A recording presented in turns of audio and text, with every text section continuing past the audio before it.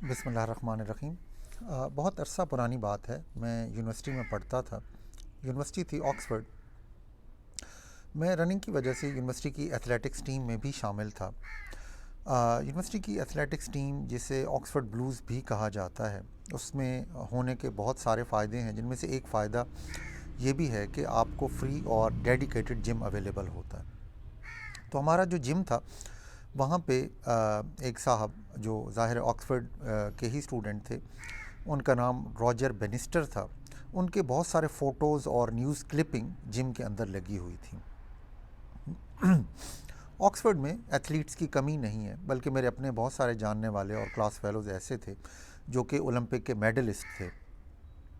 तो मुझे अक्सर ये हैरत होती थी कि इन साहब रॉजर बेनिस्टर में ऐसी क्या ख़ास बात है कि यूनिवर्सिटी को इनसे इतनी मोहब्बत है कि आज 60-65 साल बाद भी उनके फ़ोटोज़ और न्यूज़ क्लिपिंग जिम के अंदर मौजूद हैं, जो शायद किसी और यूनिवर्सिटी के स्टूडेंट की ये एथलीट की नहीं है।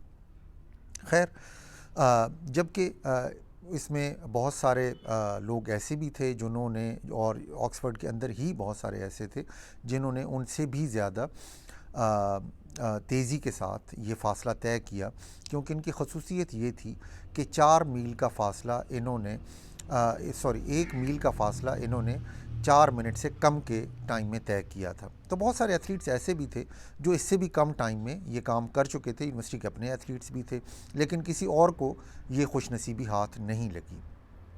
खैर, बहुत अरसा गुजर गया, मैं यूनिवर्सिटी से फ़ारिग तहसील हो के काम में लग गया। आज से 3-4 साल पहले मुझे एक किताब पढ़ने का इत्तेफाक हुआ, जिसमें मेरे इस सवाल का जवाब भी मिल गया कि रॉजर बेनिस्टर साहब से यूनिवर्सिटी को इतनी ख़ास मोहब्बत क्यों थी। असल में ऐसे था कि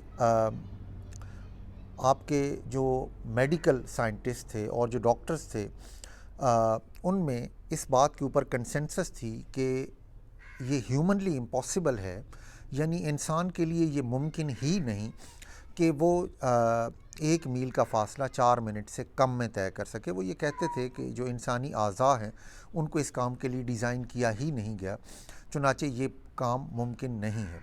लेकिन रॉजर बेनिस्टर इस चीज़ को ख़ातिर में ना लाए और उन्होंने इस नामुमकिन को मुमकिन कर दिखाया। और मज़ीद हैरानगी की बात ये भी है कि उनके इस करने के बाद शायद 1 साल के अंदर अंदर कोई आधा दर्जन एथलीट्स थे जिन्होंने ये चीज़ की और रॉजर बेनिस्टर से भी कम टाइम में 1 मील का फ़ासला तय कर दिखाया।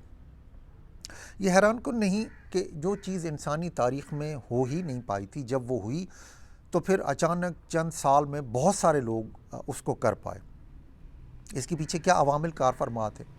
मैं इसको अवामिल तो नहीं, बस एक अमल ही कहूँगा, और वो अमल है यकीन का अमल। जब इंसान को यकीन था कि वो 1 मील का फ़ासला 4 मिनट से कम में नहीं तय कर सकता, तो उसने तय नहीं किया। और जब उसको यकीन आ गया एक शख्स की वजह से कि नहीं ऐसा मुमकिन है, तो फिर ऐसा मुमकिन हो गया। वैसे आपकी नॉलेज के लिए आजकल का जो रिकॉर्ड है वो मोरक्को के एक रनर के पास है, और वो 1 मील का फ़ासला उसने 3 मिनट और 43 सेकंड में तय किया है, जो कि यकीनन 4 मिनट से बहुत कम है। और ये रिकॉर्ड भी टूटने के लिए ही बना है। तो आज से चंद साल बाद, या हो सकता है चंद महीने बाद ही, कोई और इससे भी बेहतर रिकॉर्ड बना पाए। खैर, हम अपने सब्जेक्ट की तरफ वापस आते हैं कि ये यकीन क्या है। इस यकीन को मुख्तलिफ़ शोबों में मुख्तलिफ़ नामों से पुकारा जाता है, जैसे कि नफ्सियात में इसको ग्रिट कहते हैं, मेडिसिन में इसको प्लेसिबो इफ़ेक्ट कहते हैं, स्पोर्ट्स और एथलेटिक्स में इसको स्पोर्ट्समैन स्पिरिट कहा जाता है, और आम फहम ज़िंदगी में हम इसको खुशनसीबी या लक कहते हैं। अब सवाल ये पैदा होता है कि इस यकीन की अगर इतनी ही ज़्यादा अहमियत है कि हमें अपनी किस्मत को अपने साथ रखने के लिए ऐसा यकीन पैदा करना है, तो फिर वो यकीन कैसे पैदा किया जाए। इस सिलसिले में जो राइज तरीके हैं मुख्तलिफ, वो मैं आपके साथ शेयर कर लेता हूँ, और ये भी बता देता हूँ कि इनमें से मैं ख़ुद कौन सा तरीका इख्तियार करता हूँ, ताकि आप इस बेहतर पोजीशन में आ जाएं कि आप ये फ़ैसला कर लें कि आपके लिए कौन सा तरीका ज़्यादा मुनासिब है। सबसे पहला तरीका तो है, जो कि طارق بن زیاد نے بھی استعمال کیا تھا، جس کو ہم اردو میں کہتے ہیں کشتیاں جلا دینا، انگریزی میں اس کو ڈو اور ڈائی بھی کہا جاتا ہے۔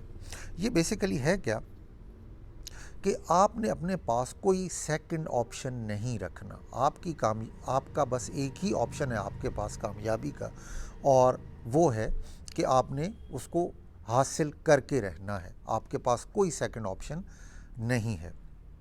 اصل میں نفسیات کے مطابق انسانی دماغ جب بھی وہ کسی مشکل صورتحال سے دوچار ہوتا ہے تو اس کے پاس وہ اس مشکل سے دو طریقوں سے نبرد آزما ہوتا ہے۔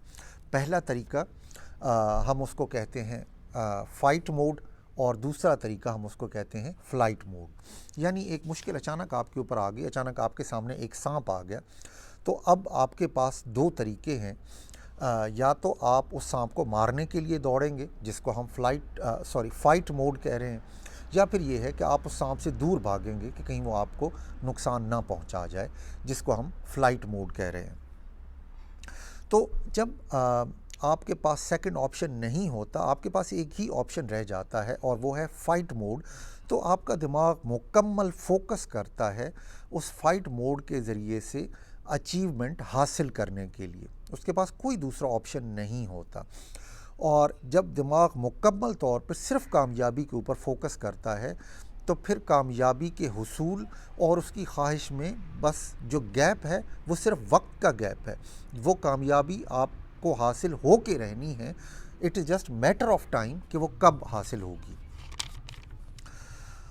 دوسرا طریقہ اس میں یہ ہے جو آج کل بہت زیادہ پاپولر بھی ہے، جس کو ہم کہتے ہیں fake it till you make it.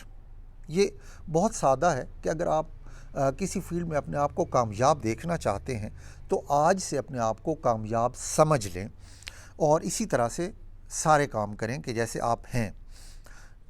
جب آپ کے دماغ کو یقین آ جائے گا کہ آپ واقعی کامیاب ہیں تو اگین یہ صرف اس کے درمیان میں حائل رکاوٹ صرف ٹائم ہوگا، وہ اچیومنٹ آپ کو حاصل ہو کے رہنی ہے۔ یعنی دوسرے لفظوں میں اگر آپ یہ چاہتے ہیں کہ آپ پاکستان کے امیر ترین شخصیت بن جائیں تو پھر اس کے لیے آج سے اپنے آپ کو امیر ترین سمجھنا شروع کر دیں۔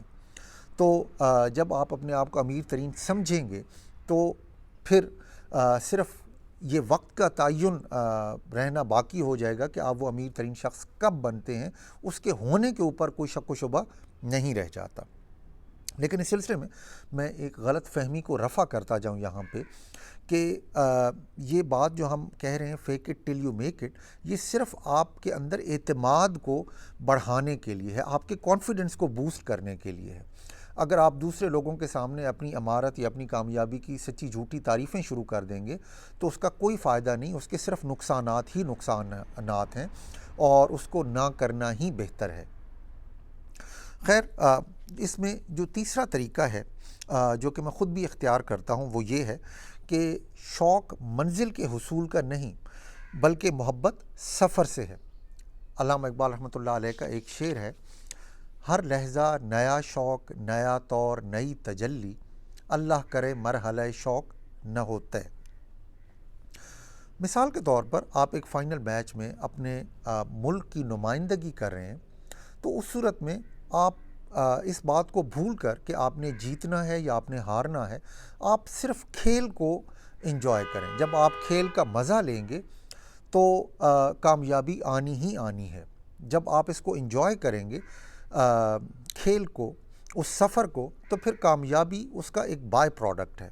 تو آپ کا فوکس صرف ایک چیز کے اوپر ہونا چاہیے، اور وہ یہ ہے کہ آپ نے جو سفر ہے، اور یہ زندگی کے تمام معاملات کے اوپر لاگو ہوتا ہے، کہ آپ اس سفر کا مزہ لیں۔